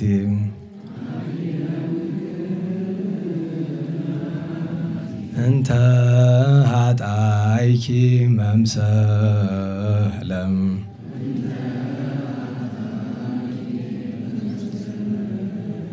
ዘወለድኪ ለነም ዘእግዚአብሔር ቃለም ማርያም ገነት ዘትጸውሪ አስካለም ጊዜ ነድየትየም አጥረይኩኪ ብለም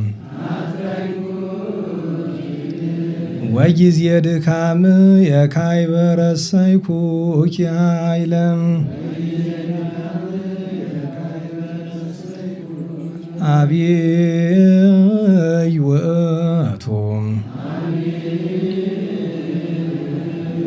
ስብሐተ ድንግልናኪ ክልኤም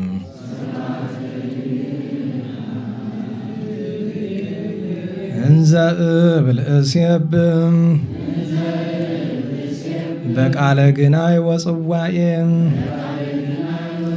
ማርያም ድንግል ማርያም ምካ ጉባኤም ጊዜ ድቀትየም ሶበ ኃጣይኩ ረዳኤም በቃለ ዚአኪ እሴፎ ትንሣኤም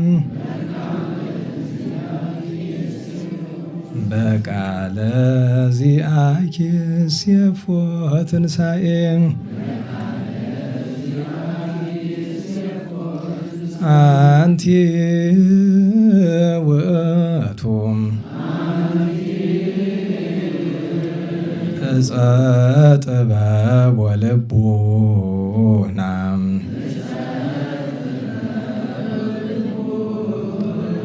ሙሴ ነቢይ ዘርየኪ በደብረ ሲና ማርያም ወጽፍት ወሁብርት በቅድስና ሀብኒ እሙ ከመ ኢይራይ ሙስና መጽሐፈ ብርሃናዊ ወህቡ አመና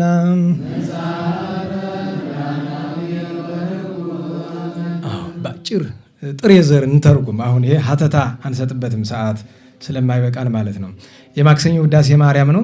ማንሻ ውዳሴ ማርያም አክሊለ ምክህነ አይደለም ወቀዳሚተ መድኃኒትነ። እዚህ ግን አክሊለ ምክህነ አማርኛው ምንድን ነው?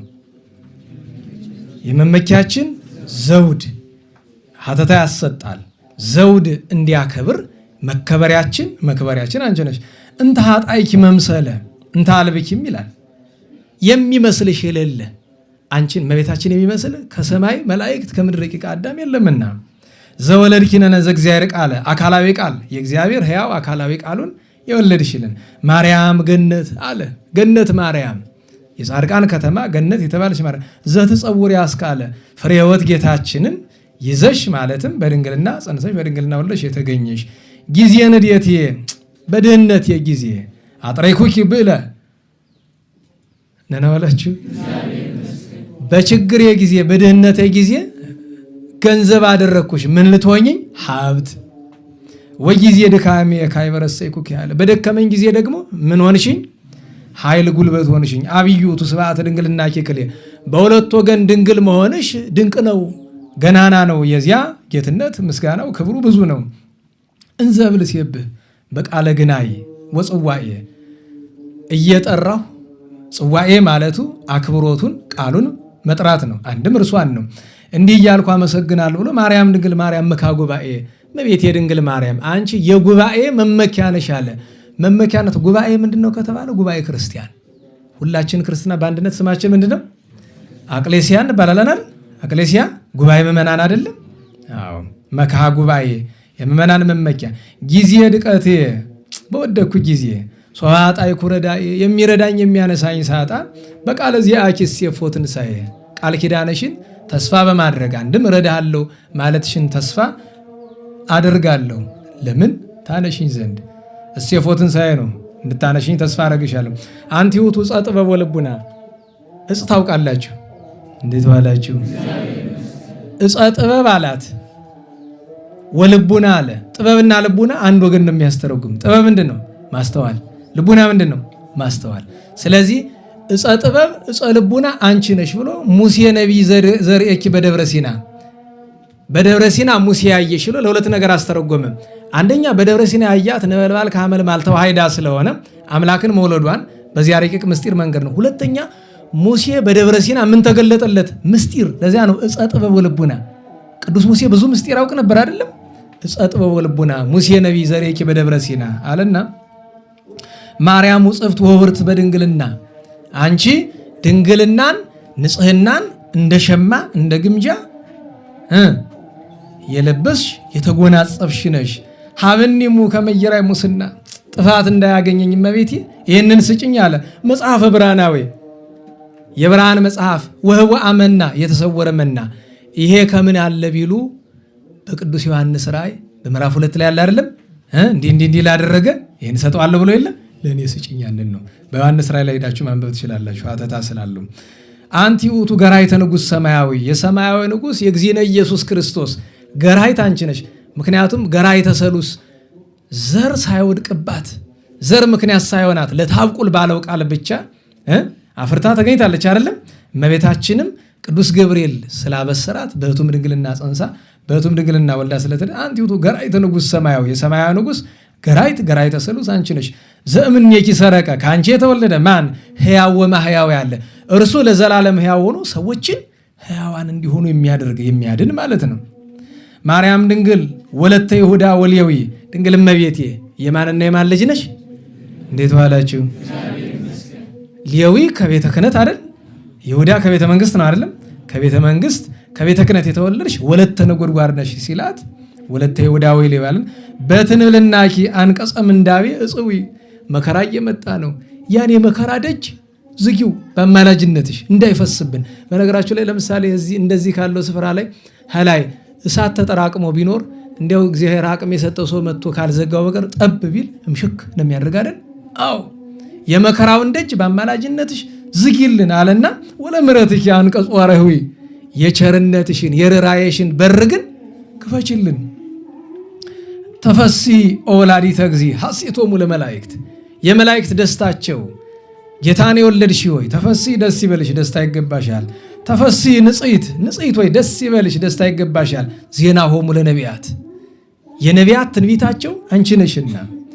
ማርያም ስቤት ማርያም ቦረክት ማርያም ሆይ የተመሰገንሽም አንቺ መርገመ ሥጋ መርገመ ነፍስ የሌለብሽ በረከተ ሥጋ በረከተ ነፍስ እያማለድሽ የምታሰጭም አንቺ ነሽ አለና እምሮያንኪ ይትፍልጥኒ ንግሥት ከምርጦችሽ ምርጦቿ እነማን ናቸው? ለምሳሌ እንደነ ቅዱስ ኤፍሬም እንደነ አባ ሕርያቆስ እንደነ ቅዱስ ያሬድ እንደነ አባ ጊዮርጊስ ያሉት እምሮያንኪ ከምርጦችሽ አብሮሽ በሰማይ ከሚኖሩት ይትፍልጥኒ ንግሥት ሆይ አትለይኝ ከነሱ ወይ ትድግኒ በሕይወት ወሞት አለ።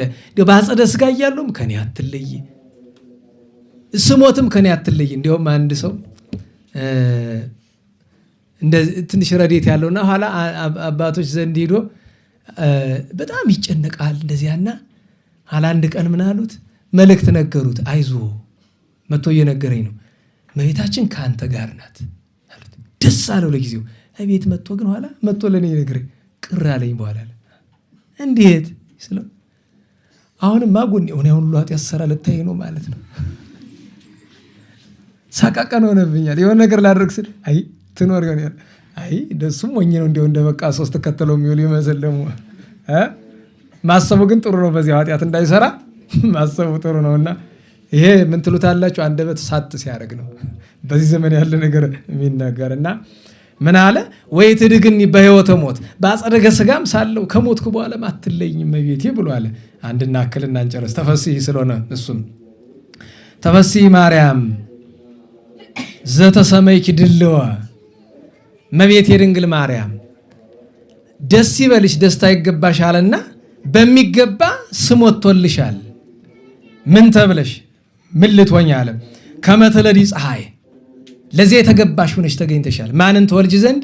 ፀሐይን ወኮከበ ሰማይ ስርግዎ ያጌጸ የሰማይ ኮከብ ራሱን ኮከብ ብሎ በዮሐንስ ራእይ ምዕራፍ 22 ቁጥር 16 ተመልከቱት። የአጥቢያ ኮከብ ነኝ ብለዋል መድኃኒታችን። ለዚያ ነው ወኮከበ ሰማይ ስርግዎ አለ። ማርያም ድንግል አመጥበኪ ጠበወ እመቤቴ ድንግል ማርያም የአንቺን ጡት ይዞ በአምሳለ ሕፃን በአርአያ ሕፃን ስጋችን ተዋሂዶ ጡትሽን በጠባ ጊዜ እምከናፍርኪ ሀሊበ ሞገስ ይለዋል። እዚህ ደግሞ በዚህ ድሮ የተማርነው ስነ ሞገስ ይላል። ስነ ሞገስ ተክወ እምከናፍርኪ በምንን ተርጉመው? ጸቃዊ ይሁዝ እምከናፍርያ ብሎላል ሰሎሞን። አዎ እምከናፍርኪ ስነ ሞገስ ተክወ አልተረጉመውም። ወይ በብዙ ሀተታ መሆን አለ ወይ ጥሬ ዘር ግን ይረዳቸዋል። ስጋዊ እንዳይመስል ብዬ ነው። አሁን ለምሳሌ እምከናፍርኪ ስነ ሞገስ ተክወ ከአንደበቷ እንደ መዓር እንደ ወተት እንደ ስኳር የሚጣፍጥ መንፈሳዊ ነገር እንዳለ መንገር፣ አንድም ሕይወት መድኃኒት የሚያስገኝ ነገር እንዳለ መንገር ነው። ቀጥሎ መናል ላይ ለሕፃንኪ ዘይምዕዝ አፎ ከሽቱ ይልቅ የሚጣፍጥ መዓዛ ባለው በልጅሽ ላይ ነው ታዲያ ብሎ አመሰገነ። እግዚአብሔር አምላካችን የደራሲውንም የድርሰቱንም በረከት ያሳድርብን። ይሄ ነገር መልእክት ከሆነ ለራሱ ለመድረክ መሪው ልተውለት። ስብሐት ለእግዚአብሔር ልዑል ወለወላዲቱ ድንግል ወለመስቀሉ ክቡር ጸሳይል አሜን።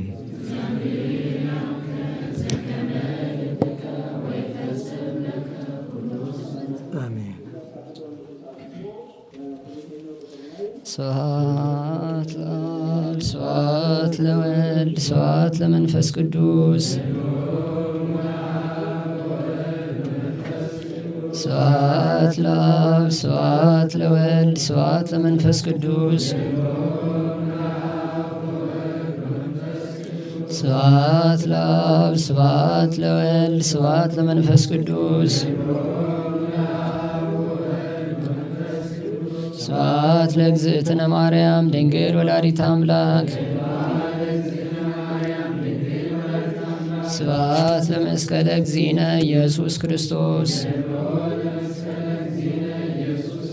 ክርስቶስ በምሕረቱ ይዘከረነ አመዳግም ምጽአቱ ያስታፍረነ ለሰቦተ ስሙ ያንቃሃነ ወበአምልኮቱ ያጽንዓነ እግዝእትነ ማርያም አዕርጊ ጸሎተነ ወአስተስሪ ኩሎ ኃጢአተነ ቅድመ መንበሩ ለእግዚእነ ለዘ አብልዐነ ዘንተ ህብስተ ወለዘ አስተየነ ዘንተ ጽዋዓ ወለዘ ሠራ ለነ ሲሳየነ ወአራዘነ ወለዘ ተአገሰ ለነ ኩሎ ኃጢአተነ ወለዘ ወሀበነ ሥጋሁ ቅዱሰ ወደሞ ክቡረ ወለዘ አብጽሐነ እስከ ዛቲ ሰዓት እስመ ለዓለም ምሕረቱና ሁለቱ ሰዓት ወአኩቴተ ለእግዚአብሔር ወለመስቀሉ ክቡር ይትሐኮቶ ይሰብሐ ስሙ ለእግዚአብሔር ወአትረመ ኩሉ ጊዜ ወኩሉ ሰዓት ስብሐት ለአብ ወወልድ ወመንፈስ ቅዱስ ይእዜኒ ወዘልፈኒ ወለዓለመ ዓለም አሜን። አውሎግሶን በእንተ አብ ወወልድ ወመንፈስ ቅዱስ አቀበት ለወጡ ቁልቁለት ለወረዱ ርጥብ ለጤሰባቸው ደረቅ ለነደደባቸው ለረዱ ለተራዱ ለዘከሩ ላዘከሩ ስመ እግዚአብሔር ስመ ማርያም ድንግል ስመ ቅዱሳን ለጠሩ እግዚአብሔር አስበ ቅዱሳን ይሰብልን። ጸሎተ እግዝእትነ ማርያም እንበል።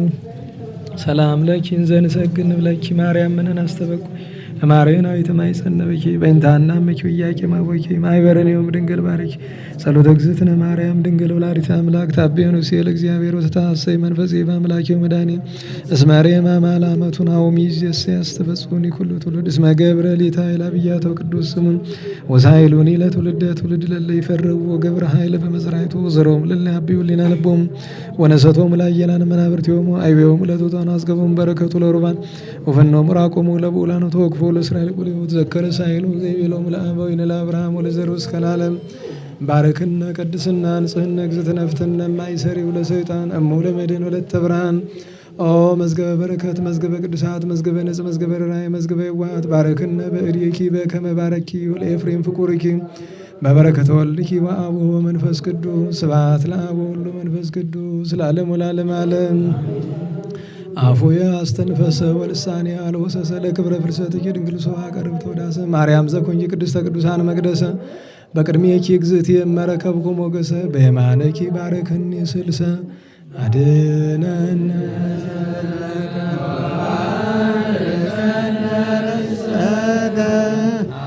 አረነ ኃይለ ወመዊአ ለአግብርቲከ ለእለ ንጽየው ስመከ እቀበነ ወሉደ ወእጽራነ በኃይለ መላእክቲከ ወእጥረ በኩሉ ጊዜ ወበኩሉ ሰዓት በኃይለ መስቀልከ ርድአነ ወበዕፀ መስቀልከ ቤዝባነ በእንተ አብርሃም በኵርከ ወበእንተ ይስሐቅ ኵልከ ወበእንተ እስራኤል ቅዱስከ ተዘከር እግዚኦ ኪዳነከ ብጡነ በንጻሕለከ መሐርኪያነ ዘፈርከ ስረይ ኃጢአተ ሕዝብከ ወመሐር ተግባረከ እግዚኦ ታጥፍአነ ሐሰደከ በእንተ ማርያም ወላዲትከ ወበእንተ ዮሐንስ መጥምቅከ ወበእንተ ኩሎሙ ቅዱሳኒከ ርድአነ ወእጥረ በኃይለ መስቀልከ ወታስተኀድረነ እግዚኦ በቅድሜከ እግዝእትነ ናስሪ አብየነ ጸልይ ለነ ለደቂቅኪ ወአድኅነነ እምኩሉ ምንዳቤ ወሐዘን መዓልተ ምስሌነ ወሌሊተ ማእከልነ አንተ እግዚኦ ኢትራቅብ እምኔነ አሐዱ ምስሌነ ረዳኤ ኩነነ ኢትግድፈነ ወኢትመንነነ አምላከ ሰላም ተራዳአነ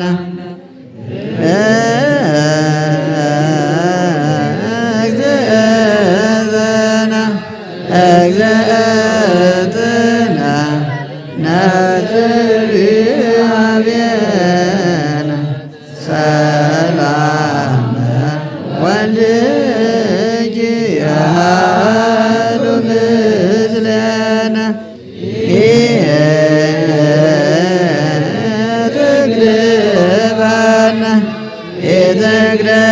ኢትግድፈነ ወኢትመንነነ አምላከ ሰላም ተራድአነ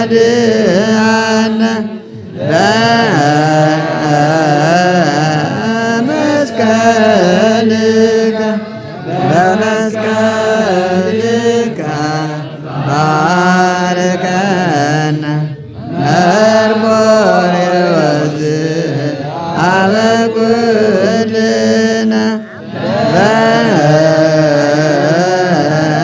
በኪዳነ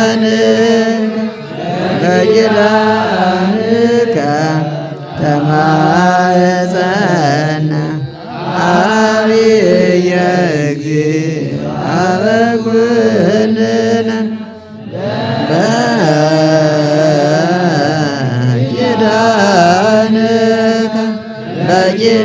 በኪዳንከ ተማፀነ ዕፀ መስቀል ሞገሰ ኩልነ